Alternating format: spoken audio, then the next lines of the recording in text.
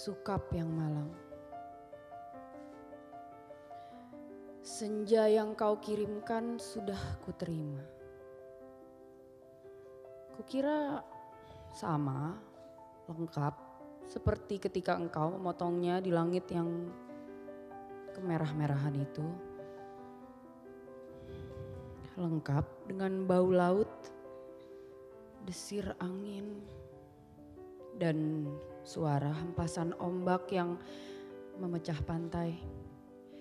Ada juga kepak burung-burung, lambaian pohon-pohon nyiur dalam kekelaman. Sementara di kejauhan perahu layar merayapi cakrawala dan melintasi matahari yang sedang terbenam. Aku pun tahu Sukap, senja yang paling keemas-emasan sekalipun itu hanya akan berakhir dalam keremangan yang menyedihkan. Ketika segala makhluk dan benda menjadi siluet, lantas menyatu dalam kegelapan. Kita sama-sama tahu keindahan senja itu. Kepastiannya untuk selesai dan menjadi malam dengan kejam. Manusia memburu senja kemana-mana, tapi dunia ini fana Sukap. Seperti senja. Kehidupan mungkin saja memancar gilang gemilang, tapi ia berubah dengan pasti. Waktu mengubah segalanya tanpa sisa. Menjadi kehitaman yang membentang sepanjang pantai. Hitam, sunyi, dan kelam. Rupa-rupanya dengan cara seperti itulah dunia ini mesti berakhir. Senja yang kau kirimkan telah menimbulkan bencana tak terbayangkan. Apakah engkau tahu suratmu itu baru sampai 10 tahun kemudian? Engkau tidak akan tahu Sukap. Seperti juga engkau tidak akan pernah tahu apa yang terjadi dengan senja yang kau kirimkan ini. Senja paling tidak berharga dalam hidupku Sukap. Senja sialan yang paling tidak mungkin diharapkan manusia.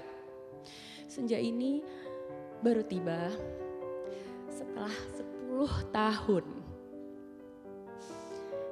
Karena tukang pos yang jahil itu rupanya penasaran dengan cahaya merah keemas-emasan yang memancar dari amplop itu Sukap.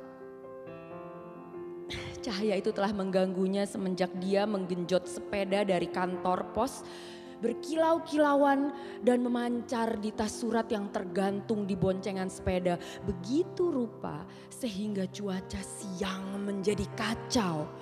Angin menderu dan ombak terdengar menghempas-hempas meskipun dia bersepeda mendaki Bukit Kapur. Demikianlah, maka ia suatu hari, suatu ketika berhenti. Dari dalam tas itu terdengar suara-suara. Dia buka tas itu dan ia melihat amplop Federal Express yang sudah tidak putih lagi, melainkan merah keemas-emasan Sukap. Seperti senja dengan matahari terbenam di balik cakrawala. Tukang pos itu mengambil amplop tersebut, menimang-nimangnya. Agak berat juga, maklumlah. Bukankah amplop itu berisi senja Sukap? Senja dengan matahari merah membara yang turun perlahan-lahan di balik cakrawala. Seperti semua senja yang ada di balik kartu pos. Tapi yang kamu kirim itu bukan kartu pos Sukap. Yang kau kirim itu senja di tepi pantai dengan hembasan ombak, bau laut, dan angin yang asin. Kamu pikir berapa ton beratnya pasir di sepanjang pantai itu Sukap? Kira-kira sedikit dong. Masih lumayan tukang pos itu kuat menggenjot sepedanya mendaki Bukit Kapur. Buset. Kalau anak-anak kecil tahu ada matahari terbenam di dalam amplop itu lantas bagaimana? Kamu tahulah Sukap, anak-anak di daerah Bukit Kapur begini itu tidak punya mainan yang aneh-aneh seperti di kota. Mereka hanya tahu kambing dan kerbau, ikan dan belut, sungai dan jagung. Mereka nasi aja jarang sentuh. Anak-anak yang tidak pernah tahu mainan robot berjalan dengan cahaya di dadanya yang berkedip-kedip pasti akan penasaran sekali lah dengan cahaya senja yang memancar berkilauan merah dan keemas-emasan itu Sukap. Mereka memang tidak pernah melihatnya Sukap karena tukang pos itulah yang telah mendahului mereka.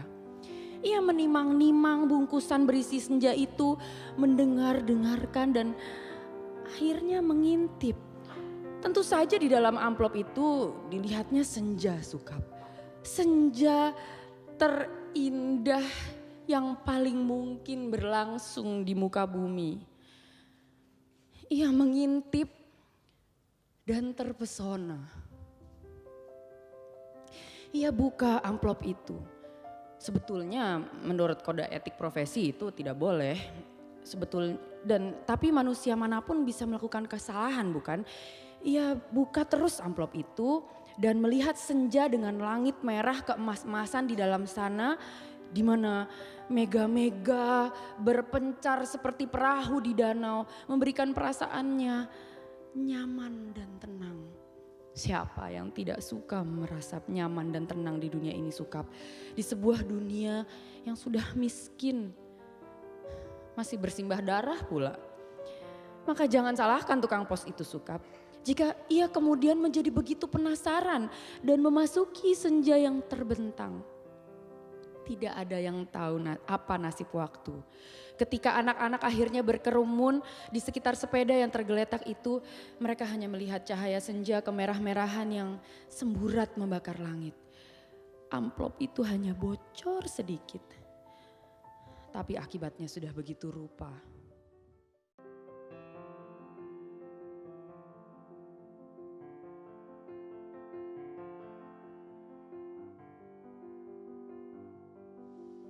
Ini semua gara-gara kamu Sukap. Sukap yang malang, bodoh dan tidak pakai otak. 10 tahun lamanya tukang pos itu menggembara di dalam amplop. Kita tidak akan pernah tahu apa yang dilakukannya di sana. Apakah ia kawin, beranak pinak dan berbahagia? Atau selama itu dia hanya duduk-duduk saja memandang matahari terbenam dengan perasaan kehilangan. Sementara langit yang tadinya merah keemas-emasan perlahan-lahan menggelap kebiru-biruan. Aku juga tidak tahu bagaimana caranya menikmati senja di dalam amplop Sukap. Sebuah ruang yang sungguh-sungguh terdiri dari waktu. Apakah waktu bisa diulang atau bagaimana? Aku belum pernah memasuki senja di dalam amplop. Atau apakah di dunia ini sebetulnya seperti amplop ya Sukap? Di mana kita tidak tahu apa yang berada di luar diri kita. Di mana kita merasa hidup penuh dengan makna padahal yang menonton kita itu tertawa-tawa sambil berkata kasihan betul ya manusia. Apakah begitu Sukap? Kamu yang suka berhayal barangkali tahu. Tapi aku tidak mau hayalan. Aku tidak mau kira-kira. Meskipun usaha kira-kira itu begitu canggihnya sehingga disebut ilmiah. Aku mau tahu yang sebenarnya. Apakah ada yang menyaksikan kita sambil tertawa-tawa? Kalau iya, apalah arti hidup kita ini Sukap? Tidakkah nasib manusia memang seperti ikan yang diternakkan hanya untuk mengisi akuarium di ruang tamu seseorang yang barangkali juga tidak terlalu peduli kepada makna kehidupan ikan-ikan itu. Aku tidak pernah tahu. Tidak ada seorang pun yang tahu apa yang dialami tukang pos itu di dalam amplop.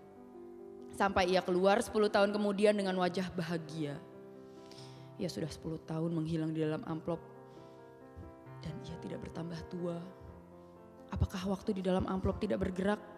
Tepatnya, apakah senja di dalam amplop itu tidak berhubungan dengan waktu? Apakah tidak ada waktu di dalam amplop Federal Express itu? Apakah aku harus peduli dengan semua ini, Sukap? Apakah aku harus peduli? Kamu betul-betul merepotkan aku, Sukap. Dasar laki-laki tidak tahu diri. Sukap yang malang, goblok dan menyebalkan. Kamu tahu apa yang terjadi 10 tahun kemudian? Tukang pos itu tiba di depan rumah kami. Ya, rumah kami. Setelah 10 tahun banyak yang terjadi dong, Sukap. Misalnya bahwa aku kemudian kawin, beranak pinak dan berbahagia. Jangan kaget. Dari dulu aku juga tidak mencintai kamu, Sukap. Dasar bego. Dikasih isyarat tidak mau mengerti. Sekali lagi, aku tidak mencintai kamu. Kalau aku toh kelihatan baik selama ini kepadamu, terus terang aku harus bilang sama kamu sekarang, sebetulnya aku cuma kasihan. Terus terang aku kasihan sama kamu, Sukap. Mencintai begitu rupa, tapi tidak tahu yang kamu cintai sebetulnya tidak mencintai kamu. Makanya jangan terlalu banyak berhayal, Sukap. Pakai otak sedikit. Hanya dengan begitu kamu akan selamat dari perasaan cintamu yang tolol itu. Tapi bukan cinta yang sebetulnya aku ingin ceritakan padamu, Sukap. Soal cinta itu sama sekali tidak penting. Kamu harus tahu apa akibat perbuatanmu ini, Sukap. Mengiring sepotong senja untuk orang yang sama sekali tidak mencintai kamu. Kamu tahu apa akibatnya? Begitu tukang pos itu pulang setelah menceritakan kenapa kiriman Federal Express ini bisa terlambat 10 tahun. Kubuka amplop berisi senja itu dan terjadilah semua ini. Apa kamu tidak tahu, Sukap? Senja itu meski cuma sepotong, sebetulnya juga semesta yang utuh. Kamu kira matahari terbenam itu besarnya seperti apa? Seperti apem. Kalau sepotong senja itu di dalam amplop itu sih gak apa-apa, tapi ini keluar dan lautnya membludak tak tertahankan lagi. Bagaimana aku tahu kalau amplop itu berisi senja, Sukap? Aku kan bukan penghayal seperti kamu. Hidupku penuh dengan perhitungan yang matang. Aku tahu betul untung rugi setiap perbuatan. Terutama apa ruginya, untungnya, ruginya untuk diriku sendiri tentunya. Betapa pentingnya hidupku selamat demi suamiku dan anak-anakku. Pura-puranya aku ini juga perempuan yang setia. Itu pula sebabnya sebelum maupun sesudah kawin aku tidak sudi berhubungan dengan kamu, Sukap. Lagi pula aku tidak mencintai kamu. Mau apa? Tapi kamulah yang tidak tahu diri. Mengirim senja tanpa kira-kira. Dunia ini jadi berantakan, tahu? Berantakan dan hancur lebur tiada terkira. Setelah amplop itu kubuka dan senja itu keluar. Matahari yang terbenam dari senja dalam amplop itu berbenturan dengan matahari yang sudah ada. Langit yang biru bercampur aduk dengan langit-langit kemerah-merahan yang terus-menerus berkedap menyilaukan karena cahaya keemas-emasan yang menjadi semburat tak beraturan. Senja yang seperti potongan kue menggeletak, pantai terhampar seperti permadani di atas bukit kapur, lautnya terhempas langsung membanjiri bumi dan menghancurkan segala-galanya. Bisakah kau bayangkan, Sukap, bagaimana orang tidak panik dengan gelombang raksasa yang tidak datang dari pantai tapi dari atas bukit? Air bah membanjiri bumi seperti zaman Nabi Nuh. Dunia menjadi gempar, tidak semua kapal dan perahu yang ada cukup untuk seluruh umat manusia, kan? Lagi pula sampai kapan kapal dan perahu itu bisa bertahan? Tidak ada satu kota pun yang selamat. Lautan dari senjamu yang membuat langit merah membara itu menghempas dan membanjiri bumi dengan cepat sekali. Gedung-gedung pencakar langit di setiap kota besar di seluruh dunia, gunung-gunung tertinggi di muka bumi, semuanya terendam air. Sukap, bumi ini sekarang sudah terendam air. Di mana-mana air dan langit senja tak kunjung berubah menjadi malam. Segalanya kacau, Sukap. Gara-gara cintamu yang tak tahu diri. Sukap yang malang, paling malang, dan akan selalu malang. Aku menulis surat ini dengan kertas dan pena terakhir di dunia. Di atas puncak Himalaya. Di depanku ada sebuah sampan kecil dengan sepasang dayung dan sebungkus supermi. Itulah makanan terakhir di muka bumi. Sisa manusia yang menjadi pengembara lautan di atas kapal dan perahu telah mati semua karena kehabisan bahan makanan maupun mayat teman-temannya sendiri. Manusia memang banyak akal, tapi menghadapi senja dari dalam amplop itu tidak ada jalan keluar. Banyak orang mempertanyakan diriku, kenapa aku membuat dirimu begitu cinta menggebu-gebu. Padahal cinta secuil pun tidak. Sehingga kamu mengirimkan sepotong senja itu kepadaku dan tumpah ruah membanjiri bumi. Tapi coba katakan, itu bukan salahku toh, Sukap. Aku tidak mau disalahkan atas bencana yang menimpa umat manusia. Mengapa cinta harus menjadi begitu penting sehingga kehidupan terganggu? Ini bukan salahku. Air laut kulihat makin dekat. Setidaknya setengah jam lagi tempat aku menulis surat ini sudah akan terendam seluruhnya.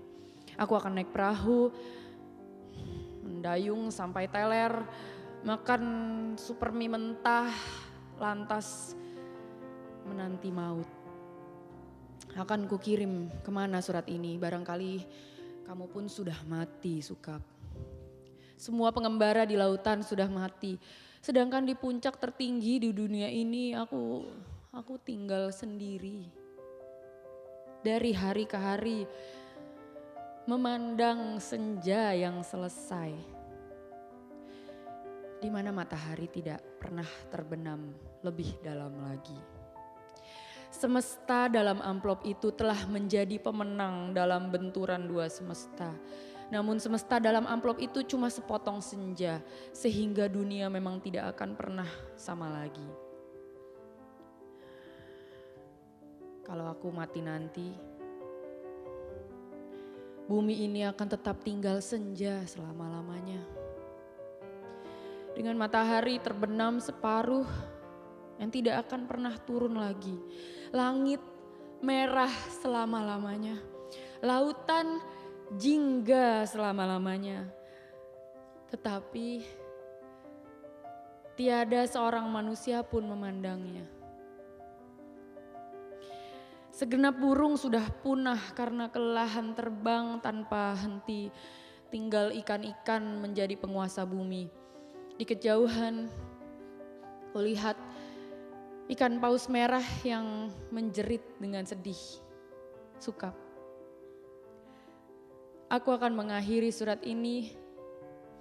Akan kulipat menjadi perahu kertas dan kulayarkan ke laut lepas. Bukan tidak mungkin surat ini akan terbaca juga, entah bagaimana caranya. Namun siapapun yang menemukannya akan membaca kesaksianku. Jika tidak, aku pun tidak tahu apa nasib waktu. Kupandang senja yang abadi sebelum melipat surat ini.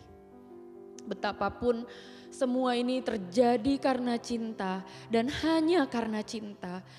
Betapa besar bencana yang telah ditimbulkannya ketika kata-kata tidak cukup untuk menampungnya. Kutatap senja itu. Masih selalu begitu. Seperti menjanjikan suatu perpisahan yang sendu. Selamat berpisah semuanya. Selamat tinggal. Alina. Pondok Aren, Sabtu 10 Februari 2001.